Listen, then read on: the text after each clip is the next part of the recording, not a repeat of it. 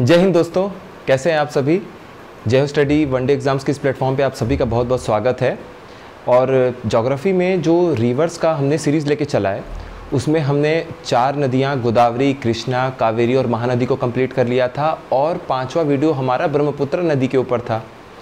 तो मैंने आपसे कहा था कि ब्रह्मपुत्र को कवर करने के बाद उत्तर पूरा भारत में और भी कुछ जो पहाड़ियाँ हैं या कुछ और हम साथ में चीज़ों को देख सकते हैं, तो आज हम उनको भी साथ में देखेंगे। तो चलिए शुरू करते हैं। देखिए, सबसे पहले आप ये देख रहे हैं कि उत्तर पूरा भारत का हिस्सा है, ठीक है। जहाँ हम ब्रह्मपुत्र नदी में जहाँ पे हमने ख़त्म किया था, तो उसी मैप को फिर से लेके हम आपके सामने आए हैं। अब आप देखिए, आपको पता है कि यहाँ से ये अपनी सेंगपो थी ब्रह्मपुत्र की, और सेंगपो मतलब ब्रह्मपुत्र सेंगपो कहलाता है तिब्बत में। वहाँ से जब ये आपका यहाँ से मुड़ा था, किस पहाड़ से टकरा के मुड़ा था? हिमालय के सबसे पूर्वोत्तर एक हिस्सा था जहाँ से टकराने के बाद ये आपका यहाँ पर मुड़ के आया था भारत में, वो था नामचा बरवा। अब नामचा बरवा यहाँ पर है। यहाँ से टकराने के बाद ये आपका इस तरीके से ब्रह्मपुत्र यू टर्न ऐसे लेते हुए भारत में आया। जब ब्रह्मपुत्र इंडिया में एंटर करता है तो उसे हम बोलते हैं दिहांग। देखिए, ये मैंने लिखा है दिहांग। तो दिहांग जो आप यहाँ पर देख रहे हैं, ये ब्रह्मपुत्र का वो हिस्सा जो अरुणाचल प्रदेश में एंटर किया। अब इसमें 2 और नदियों के पानी मिलते हैं आपस में आके, जिनकी सहायक नदियाँ हैं। वो कौन सी 2 नदियाँ हैं? एक आपकी थी दिबांग और एक आपकी थी लोहित। ये लगभग अरुणाचल प्रदेश और आसाम के बॉर्डर तक ये दिबांग और लोहित नदी आके मिल जाती है। किसमें? दिहांग में।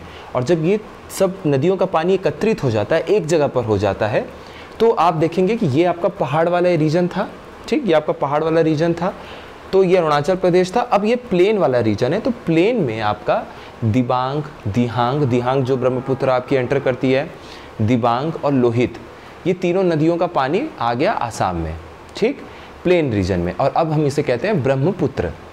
ये हमें पता था, ये आपका, ये आप देख रहे हैं कि ये ब्रह्मपुत्र बहते हुए आ रही है। अब देखिए, जैसे मैंने आपको कहा कि दिहांग ब्रह्मपुत्र का नाम था जब वो चाइना से तिब्बत से आई और यहाँ दिबांग आके मिली, तो जो यहाँ पे पहाड़ियाँ हैं वहाँ पर उन्हें बायोस्फीयर रिजर्व घोषित किया गया। बायोस्फीयर रिजर्व मतलब जैव मंडल आरक्षित क्षेत्र, ठीक, इस जगह को घोषित किया गया। तो नाम क्या रखेंगे? नाम भी वही रख दीजिए जो नदी के आसपास का एरिया आपने चुना है, तो उसका नाम हो गया आपका दिहांग दिबांग बायोस्फीयर रिजर्व या दिहांग दिबांग जैव मंडल आरक्षित क्षेत्र, ठीक। तो आपका ये तैयार हो गया कि एक बायोस्फीयर रिजर्व आपका यहाँ पर ये आता है।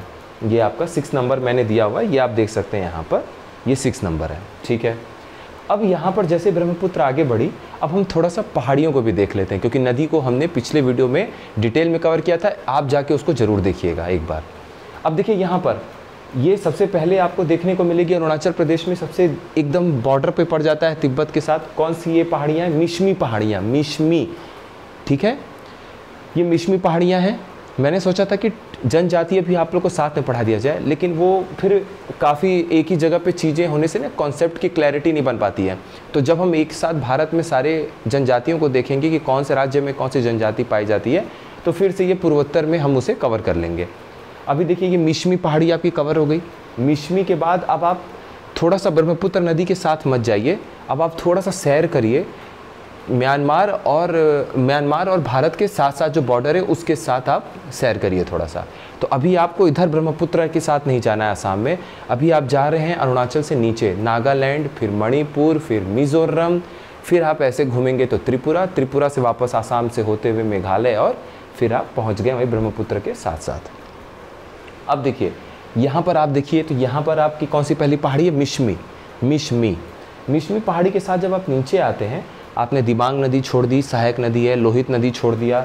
उसके बाद आप देखिए, यहाँ आगे आप एकदम बॉर्डर पे, ये है अपने पूर्वोत्तर भारत का बॉर्डर और यहाँ पर है आपका म्यांमार। तो ये आप देख रहे हैं सबसे पहले पहाड़ी, ये आप बॉर्डर है लगभग, ये बॉर्डर मैंने बनाया हुआ है अरुणाचल प्रदेश और नागालैंड के बीच में। अब ये जो बॉर्डर है, यहाँ पर एक और पहाड़ी आपको देखने को मिल रही है, ये है पटकाई बम। पटकाई बम अरुणाचल प्रदेश में भी है और थोड़ा सा हिस्सा उसका नागालैंड में भी जाता है। तो ये हो गया आपका पटकाई बम।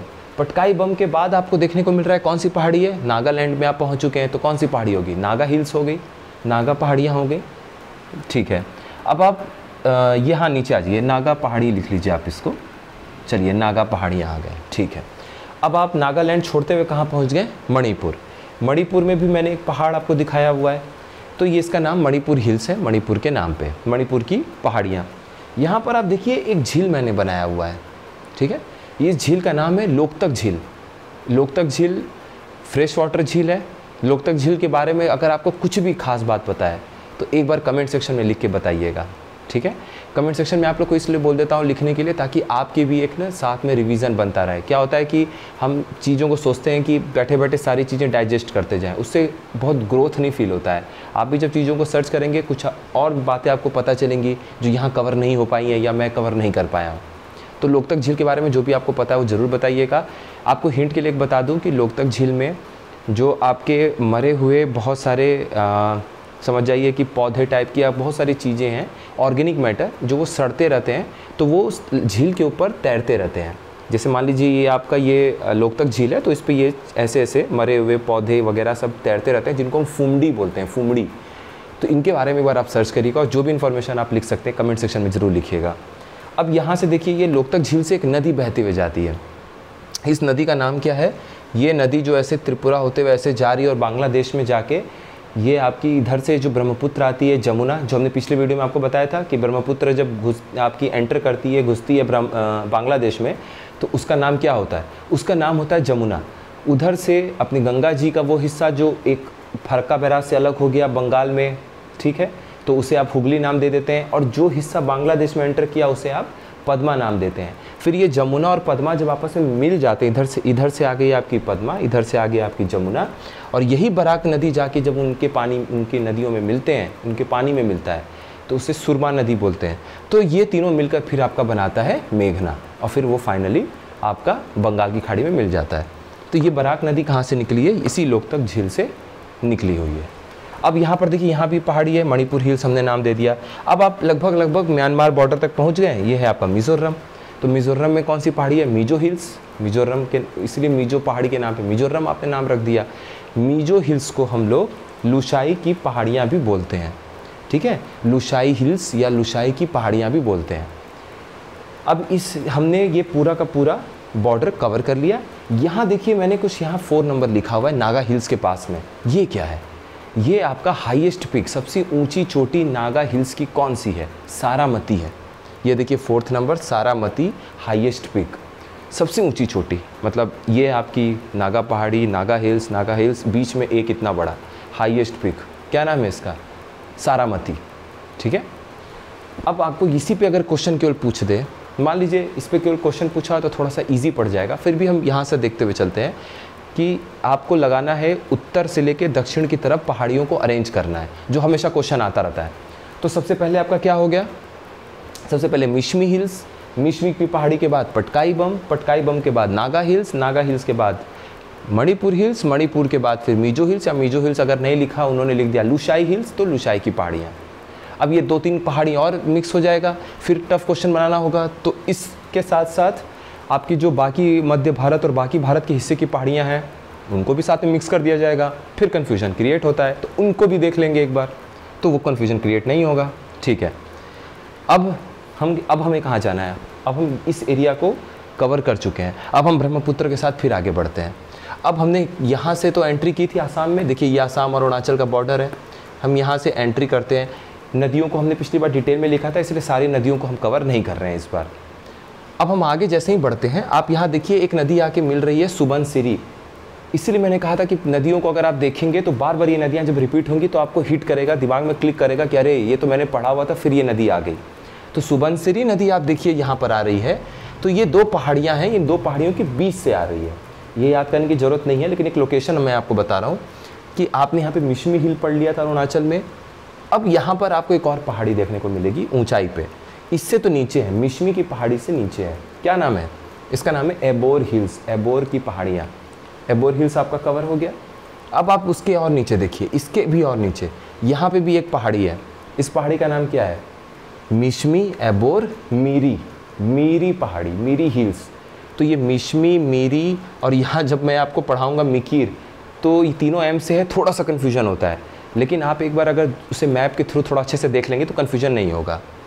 तो यहाँ पर आपने क्या देख लिया? तो सुबनसिरी नदी, जो पिछली बार हमने सिर्फ नदी देखा था कि सुबनसिरी नदी है, इस बार ये सुबनसिरी के बगल में हमने 2 पहाड़ों को भी देख लिया कि अच्छा इधर एबोर हिल है, एबोर की पहाड़ी के साथ इधर बगल से सुबनसिरी आई, और उसके बाद इधर आपका ये आ गया मेरी हिल्स, ठीक है।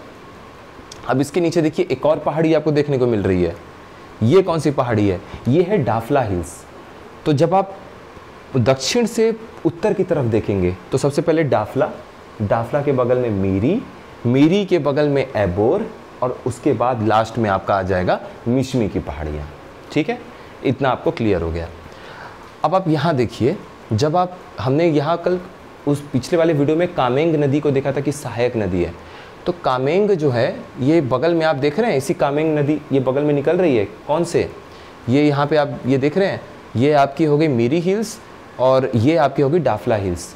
तो मेरी और डाफला के बगल से ऐसे बहते हुए आपकी कामेंग आ रही है, ठीक। तो कामेंग नदी आपकी सहायक नदी थी। और यहीं पे मैंने आपको लिख दिया बॉमडिला पास आप ये देख सकते हैं अरुणाचल प्रदेश में है। आपको इसी से होने के बाद होते हुए उसके बाद फिर आप तिब्बत में जा सकते हैं, यहाँ से आप भूटान में जा सकते हैं। तो ऑप्शन में देख लीजिएगा बॉमडिला पास के लिए क्या पूछ रहा है। अधिकतर क्वेश्चन आपको पूछता है कि बॉमडिला पास कहाँ पर है, अरुणाचल प्रदेश में है। अब वो क्वेश्चन में पूछ देगा आपको कि भूटान से कनेक्ट करता है, कहाँ कनेक्ट करता है, तो ठीक है आप यहाँ पर अरुणाचल में है, बॉमडिला पास की है, तो क्या पहुँचे? भूटान ही पहुँचेंगे, अगला बगल में दिया हुआ है, ठीक है। अब आप यहाँ देखिए, अब यहाँ पर आपको ये सारी नदी कवर हो गई। एक आप एक चीज़ ध्यान दीजिए, ब्रह्मपुत्र नदी पे आपने सुना होगा माजुली आइलैंड के बारे में, माजुली द्वीप के बारे में। दुनिया में किसी भी नदी पर बनने वाला सबसे बड़ा जो द्वीप है, आइलैंड है, वो है आपका ब्रह्मपुत्र नदी पर बना हुआ माजुली द्वीप, माजुली आइलैंड। दुनिया का सबसे बड़ा रिवर आइलैंड है ये, किसी भी नदी पे दुनिया में बना हुआ सबसे बड़ा द्वीप है ये, ठीक। अब ये 3 नदियों के आप देखेंगे कि अगर आप इसको देखिए, आप यहाँ ध्यान से, ये आप देख रहे हैं ये, तो ये आपका हो गया द्वीप, आइलैंड हो गया। अब आप देखिए ये जो सुबनसिरी नदी हमने ला के जोड़ दिया था ब्रह्मपुत्र में, तो एक तरफ तो सुबनसिरी नदी इसके आती है, एक तो आप देख रहे हैं कि ब्रह्मपुत्र आ ही रही है, और दूसरी तरफ एक और है खेरकुटिया नदी। खेरकुटिया नहीं भी याद कर पाते हैं कोई बात नहीं, 1-2 बार देख लीजिए ताकि दिमाग में केवल एक हिट हो जाए। तो खेरकुटिया नदी, इधर हो गई सुबनसिरी और इधर हो गई ब्रह्मपुत्र।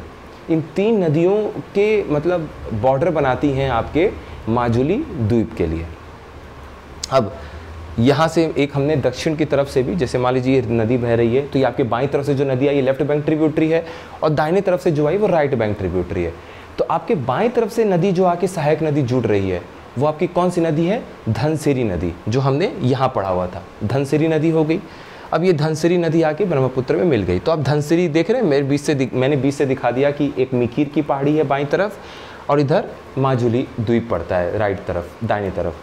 तो ये बीच में आपकी धनसिरी नदी भी ज्वाइन हो गई। तो यहाँ पर आप देख रहे हैं मिकीर की पहाड़ी, यानी कि अब तक हमने एम नाम से जितनी भी पहाड़ी पढ़ी है उसमें सबसे ऊपर अगर लगाया जाए, अगर अरेंज करना हो, तो सबसे ऊपर किसको आप रखेंगे? सबसे ऊपर आप रखेंगे मिशमी को। उसके बाद आप किसको रखेंगे? यहाँ पर रखेंगे मीरी को, मिशमी, मीरी, और उसके बाद आप रखेंगे मिकीर। तो अगर मैं आपको बोलूँ कि इसको आपको अरेंज करना है, तो सबसे पहले आप रखेंगे मिशमी, उसके बाद आप रखेंगे मिकीर, मिकीर नहीं मीरी, मीरी की पहाड़ी, और फिर आप रखेंगे मिकीर।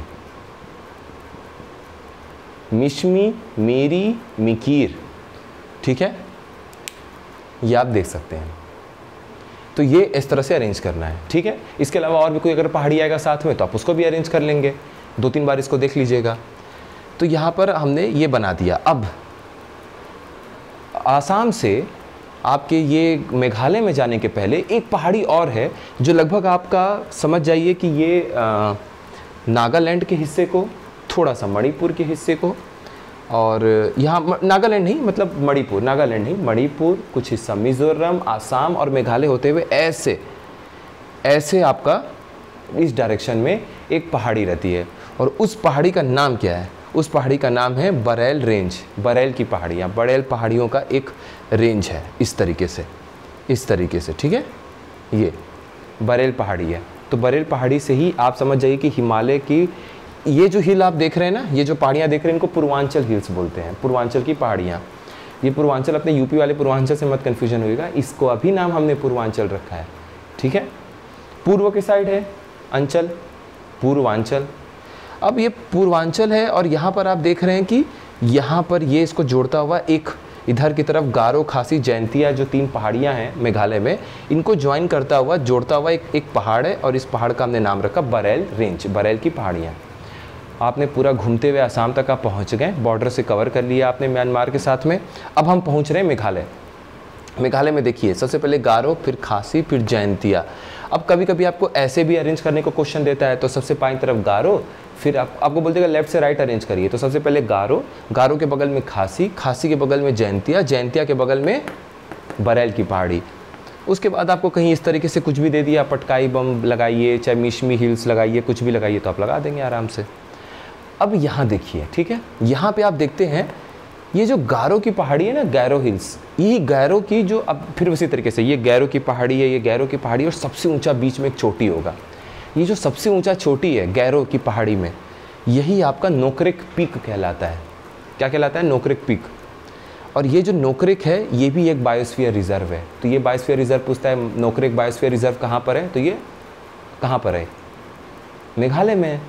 तो आपको यहाँ से क्लियर हो गया। अगर आपको ये पता है कि गैरो पहाड़ी मेघालय में है और उसकी सबसे ऊंची चोटी आपकी नोकरेक है, तो नोकरेक बायोस्फीयर रिजर्व यानी नोकरेक, यहाँ से देखिए जैव मंडल आरक्षित क्षेत्र कहाँ पर है? मेघालय में है। तो आपका ये कवर हो गया। तो इस तरीके से आप देख सकते हैं कि ये आपका इधर जितने इंपॉर्टेंट पहाड़ी है पूर्वोत्तर साइड में, ये आज आपका कवर हो गया। ब्रह्मपुत्र नदी और उसकी सहायक नदियाँ हम देख चुके हैं। अब बाघ अभयारण्य को भी जब अलग से देखेंगे फिर ये आपका रिवीजन होगा। जब वहाँ रिवीजन होगा तो फिर इनमें से कुछ और चीज़ें आपको देखने को मिलेंगी। लगभग आपका उत्तर पूरब ख़त्म होने वाला है। जब यहाँ चीज़ें ये ख़त्म हो जाएंगी उसके बाद हम मध्य भारत और फिर वही अपने बाघ अभयारण्य और नदियों को ध्यान से देखेंगे। तो ज्योग्राफी, इंडियन ज्योग्राफी जब हम इस तरीके से चल रहे हैं, आप हर वीडियो के साथ फ्लो बनाए रखिए अपना, और जैसे ही इंडियन ज्योग्राफी ख़त्म होने का गार पे होगा फिर हम वर्ल्ड ज्योग्राफी भी स्टार्ट कर देंगे।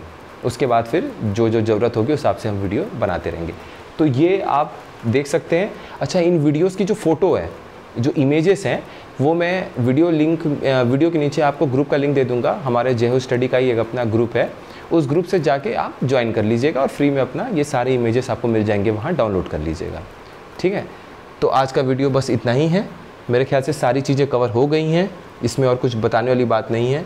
एक बार और आप देखेंगे, 2 बार 3 बार देखेंगे तो आपको अच्छे से याद हो जाएगा। तो यहीं पे आज वीडियो को ख़त्म करते हैं। बहुत बहुत धन्यवाद। जय हिंद।